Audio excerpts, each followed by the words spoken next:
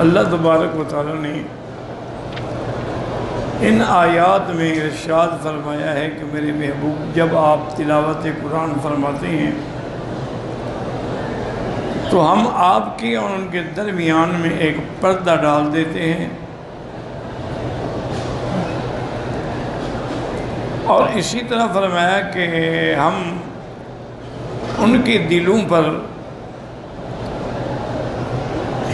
اکنہ کہتے ہیں، یعنی ان کے دلوں پہ ایک پردہ یا غطاء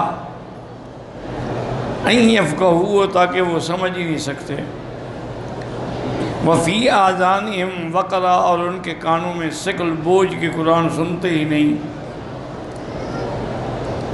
اور جب آپ اللہ کا قرآن پڑھتے ہیں اس میں اللہ کی وحدت بیان فرماتے ہیں،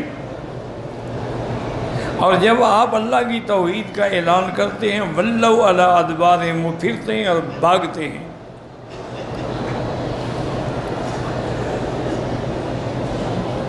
اب اس کے مطلب کو سمجھنے کی کوشش کریں کہ اس کا مطلب کیا ہے۔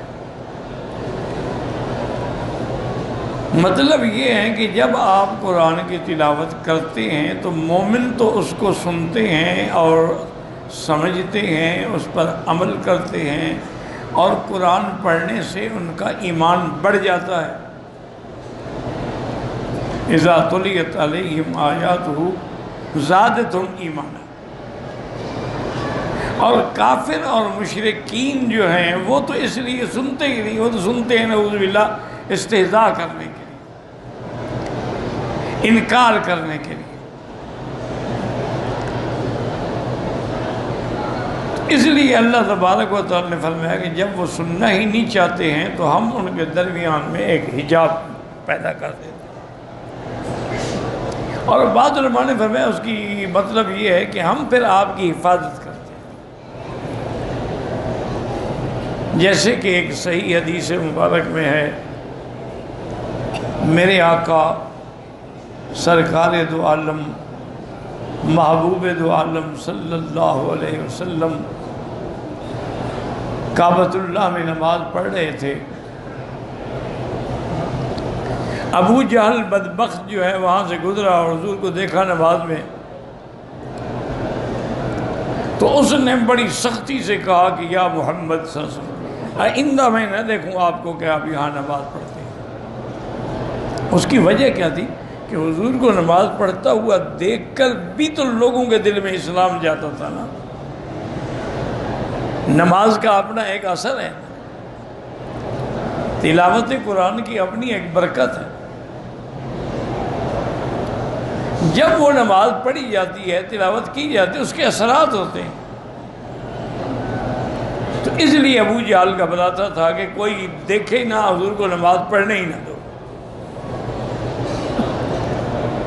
بلکہ صحیح حدیث میں لفظ ہیں کہ اس بدبخت نے گستاخی سے کہا کہ واللہ لأطأن رأسک، اگر آپ کو میں نے پھر دیکھا نا یہاں نماز پڑھتے ہوئے تو آپ کے سر کو میں کچل ڈالوں گا۔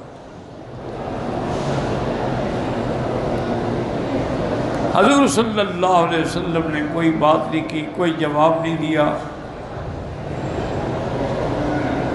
اور دوسرے دن پھر حضور اسی جگہ آ کر اپنی نماز میں کھڑے ہو گئے۔ ابو جہل بدبخت نے یہ کیا کہ باہر جا کر ایک بڑا پتھر اٹھا کے لے آیا، اور ارادہ اس کا یہ ہے کہ میں جب حضور کے قریب آؤں گا، آپ جب سجدے میں جائیں گے تو میں یہ پتھر آپ کے سر پہ ماروں گا، جیسے میں نے کہا تھا نا کہ آپ کے سر کو کچل ڈالوں گا۔ اور قریش مکہ کے بھی کچھ لوگ آ گئے، وہ دیکھ رہے ہیں کہ اب ابو جہل کیا کرتا ہے۔ جب حضور صلی اللہ علیہ وسلم کے قریب گیا نا ابو جہل تو یکدم الٹا پاؤں بھاگا،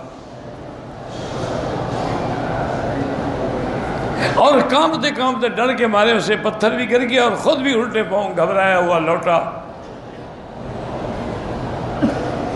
قریش نے کہا تمہیں کیا ہو گیا؟ کہتے واللہ بینی و بینہ خندق من نار، حضور کے اور میرے درمیان میں ایک آگ کی نہر جل رہی تھی، میں اگر آگے جاتا تو جل جاتا۔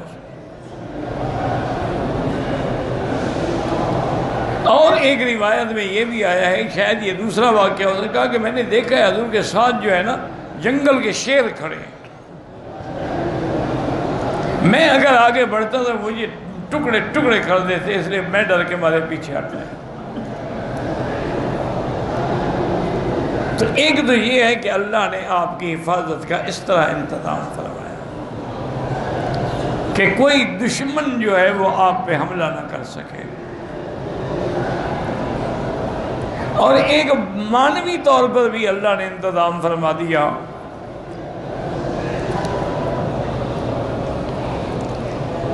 کہ جب ابی لہب نے سرکار دو عالم کے بارے میں گستاخی کی، حضور نے جبل صفا پہ کھڑے ہو کے سب کو بلایا تھا کہ یا معاشر قریش، یا معاشر بنی ہاشم۔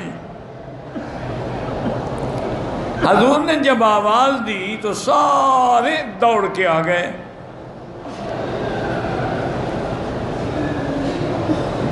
حضور نے فرمایا اچھا تم یہ بتلاؤ کہ اگر میں تم کو یہ کہوں کہ اس پہاڑ کے پیچھے تمہارا دشمن چھپا ہوا ہے اور تم پہ حملہ کر دے گا، میری بات مانو گے؟ انہوں نے کہا بالکل مانیں گے، کیوں نہیں مانیں گے؟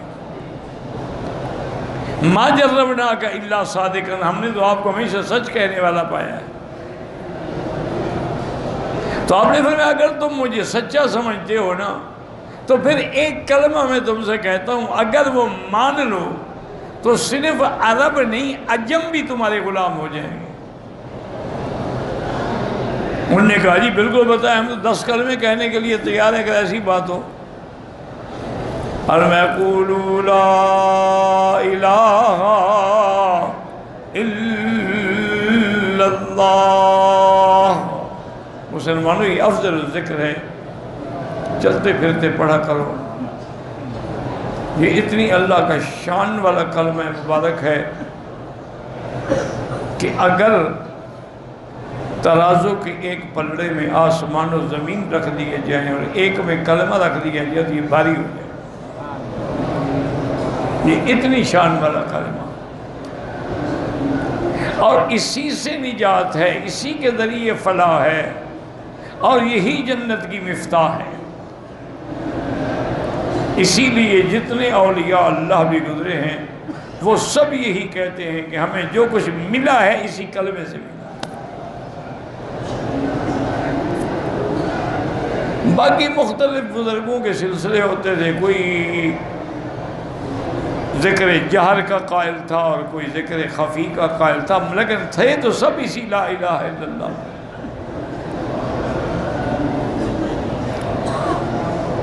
جب حضور نے فرمایا کہ قولوا لا الہ الا اللہ تفلحوا،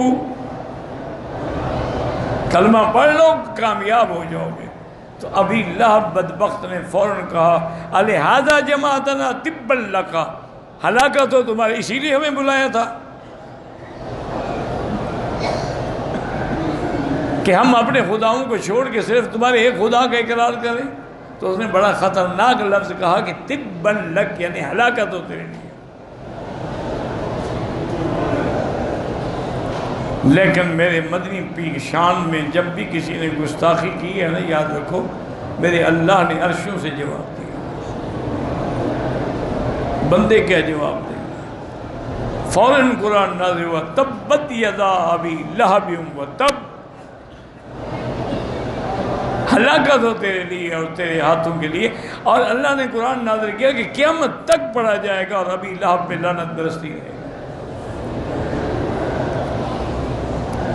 تو اس کی بیوی تھی، وہ کہلاتی تو خیر ام جمیل تھی، لیکن تھی یعنی عمل کے اعتبار سے بڑی کبھی عورت تھی۔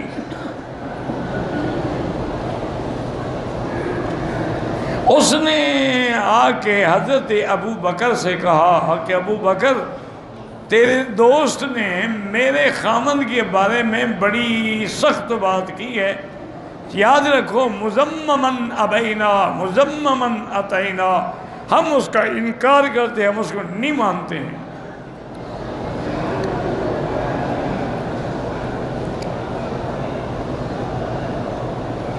حضرت ابو بکر بھی بیٹھے ہوئے تھے، حضور بھی موجود تھے. ایک روایت میں ہے جب دیکھا نا ابو بکر نے کہ بدبخت آ رہی ہے، وہ تو مشہور تھی نا حضور کی دشمن، تو اس نے کہا حضور آپ کو پتہ ہے کہ ابھی لہب کی بیوی آ رہی ہے، بدبخت کوئی آپ کی شان میں گستاخی نہ کرے. میں کوئی فکر نہ کرو. وہ جب آئی نا جی تو اس کو حضور نظر ہی نہیں آیا، تو اللہ نے پردہ کر دیا کہ وہ دیکھ ہی نہیں سکی کہ حضور ہی بیٹھے. ابو بکر کو سنا کے چلی گئی. اور پھر حضور نے فرمایا ابو بکر دیکھو اللہ نے میری کیسے حفاظت کی. ایک تو پردہ کر دیا مجھے دیکھ رہی، دوسرا کہتی ہے مزممن، وہ مزمم کی توہین کر رہی ہے نا. میں تو محمد ہوں، میں مزمم تو نہیں ہوں. وہ میرا نام بھی نہیں لے سکی. تو اللہ تبارک و تعالی نے ایک تو یہ ہے کہ اذا قرأت القرآن، جب آپ پڑھتے ہیں جعلنا بینک و بین الذین لا یؤمنون بالآخرۃ حجابا مستورا.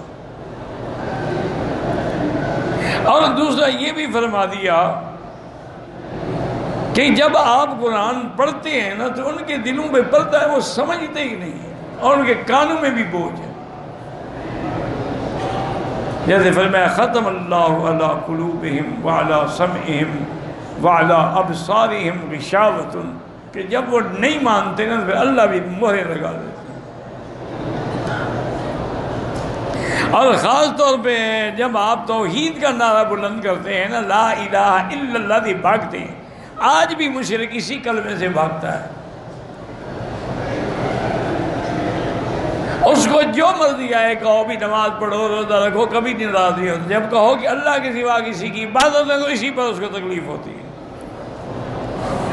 وہ بھی اسی کلمے سے چڑھتے ہیں.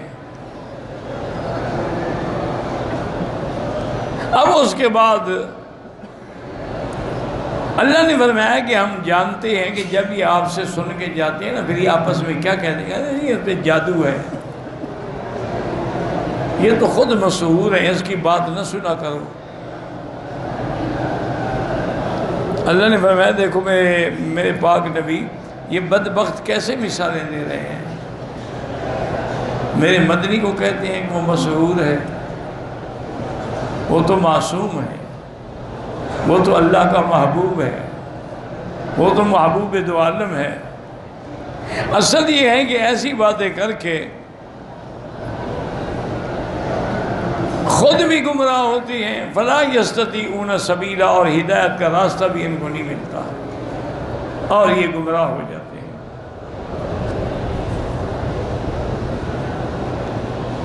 اسی لیے ایک روایت میں آتا ہے کہ حضور صلی اللہ علیہ وسلم کے بارے میں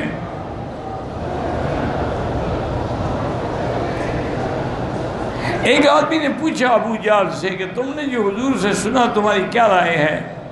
انہوں نے کہا کیا بتائیں بھائی، ہمارا اور ان کا آپس میں مقابلہ ہے. انہوں نے عوام کو کھانا کھلایا، ہم نے بھی کھلایا. ان لوگوں کو سوائے ہم نے بھی دی، ان نے لوگوں کو عطیے دی، ہم نے بھی دیے. لیکن اب ان پر اللہ کی طرف سے وحی آ گیا تو ہم کیا کریں. واللہ لا نؤمن بہ، ہمیں خدا کی قسم ایمان نہیں لے آئے. چونکہ وہ ان کے مقدر میں محرومی تھی، وہ ایمان سے محروم ہو گئے. اس لیے ہمیشہ یاد رکھیں کہ قرآن پاک کو جب پڑھیں اس کے آداب ہیں کہ آدمی پاک ہو، کپڑے بھی پاک ہوں، بدن بھی پاک ہو، جگہ بھی پاک ہو، اور قرآن کو بھی اپنے سے اونچی جگہ پہ رکھے، اور دل بھی شرک و کفر سے پاک ہو، اور پوری توجہ سے ایک ایک آیت کو پڑھے اور اس پہ غور کرے. تو پھر اللہ کے قرآن کے اثرات و برکات جو ہیں اس پہ نازل ہوتے ہیں. اگر ایک رسم کے طور پہ جیسے آپ آتے ہیں نماز پڑھتے ہیں اللہ اکبر اللہ اکبر اللہ اکبر اللہ اکبر، تو یہ کوئی نماز تو نہیں ہے نا. یہ بھی پتہ نہیں کہ تم نے کیا پڑھا ہے اور کیا نہیں پڑھا ہے. سجدے سے سیدھا بھی نہیں ہوں گے پھر دوسرے سجدے میں چلے جائیں. قرآن پڑھیں گے تو پتہ نہیں لگے کیا پڑھیں، یعلمون تعلمون یعلمون تعلمون نہیں سمجھ جائے گا. پھر اس کے فائدہ نہیں. نفع تب ہوگا جب تم قرآن کو آداب سے پڑھو، جب قرآن کے ایک ایک لفظ پہ غور کرو. اور جہاں اللہ کے عذاب کی آیتیں آئیں وہاں اللہ سے رو کے پناہ مانگو، اور جہاں اللہ کی رحمت کی آیتیں آئیں تو اللہ سے رحمت کی دعا کرو۔ پھر قرآن پاک کے تم نتیجے دیکھو، فوائد دیکھو، منافع دیکھو۔ یہ تو نہیں ہو سکتا نا کہ نعوذ باللہ قرآن تو وہی ہے لیکن ہماری زبانیں وہ نہیں ہیں، وہ دل ہمارے وہ نہیں ہیں۔ واللہ اعلم۔